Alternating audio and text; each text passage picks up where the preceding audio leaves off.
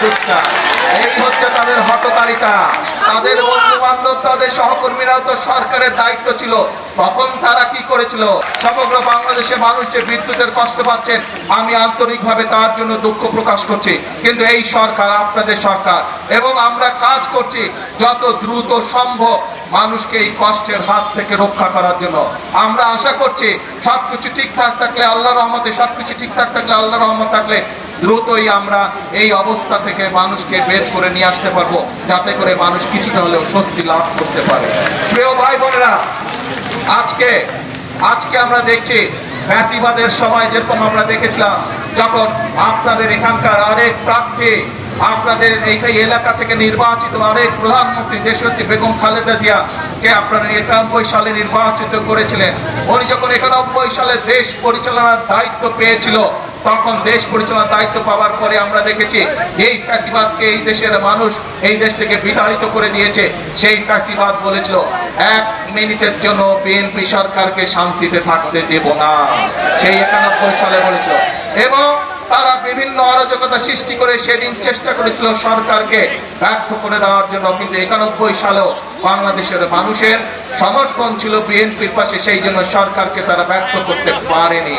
প্রিয় ভাই বোনেরা, একই রকম আওয়াজ ইদানিং আবার আরো কিছু রাজনৈতিক দলের কাছ থেকে শোনা যাচ্ছে, সেই শব্দ পাওয়া যাচ্ছে।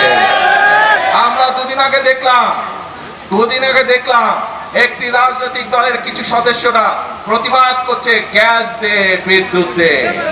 হারিকেন সামনে নিয়ে বসে আছে, দেখেছেন ছবিটা?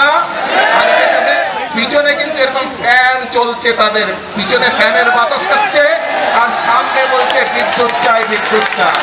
এই হচ্ছে তাদের হঠকারিতা। ছবিটা ভালো করে দেখেন, পিছনে ফ্যান ঘুরছে, ফ্যানের বাতাস খাচ্ছে, আর এইদিকে কেরোসিনবিহীন হারিকেন নিয়ে বলছে যে বিদ্যুৎ দে, বিদ্যুৎ দে। প্রিয় ভাই বোনেরা, এই হচ্ছে তারা, তাদের বন্ধু বান্ধব, তাদের সহকর্মীরাও তো সরকারের দায়িত্ব ছিল, তখন তারা কি করেছিল? এই যে হওয়ার কথা ছিল গ্যাসের জন্য, এই জাহাজের পারমিশন তো তারাই ক্যান্সেল করে দিয়েছিল, তাদেরই সরকার ক্যান্সেল করে দিয়েছিল। এখন আবার আমাদেরকে নতুন করে সবকিছু ভালো করে দেখে শুনে আমাদেরকে নতুন করে করতে হচ্ছে। ইনশাল্লাহ আমরা আশা করি এই তৃতীয় জাহাজটি চলে আসলে গ্যাসের সমস্যার সমাধান অনেকাংশে কমে যাবে।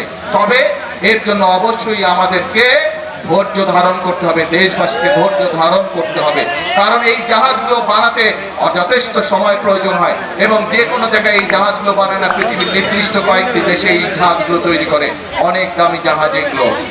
আমরা চেষ্টা করছি, আমরা কথা বলেছি, আমরা চাইনিজদের সাথে কথা বলেছি, তারা দ্রুততার সাথে চেষ্টা করছে এই জাহাজ তৈরি করে নিয়ে আসতে পারে বাংলাদেশে।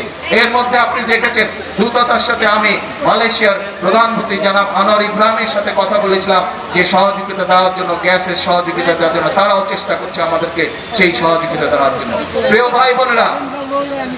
ভাই বোনেরা, আরেকটি দলের নেতাকে দেখলাম যে উনি কোথায় জানি গিয়েছেন এবং বক্তব্য দিচ্ছেন, তাকে বলে মানুষ শুধু ধরে যে গ্যাস দেন, গ্যাস দেন, গ্যাস নাই, গ্যাস নাই। হ্যাঁ, আমরা তো অস্বীকার করছি না যে গ্যাসের সমস্যা আছে, তবে তার উদ্দেশ্যে আমি বলতে চাই, সেই নেতাদের উদ্দেশ্যেও আমি বলতে চাই যারা মঞ্চে বসে পিছনে ফ্যানের বাতাস খেয়েছে, সামনে হারিকেন রেখেছে, সবার উদ্দেশ্যে বলতে চাই, বিএনপি জনগণের কাছে জন্য কাজ করছে।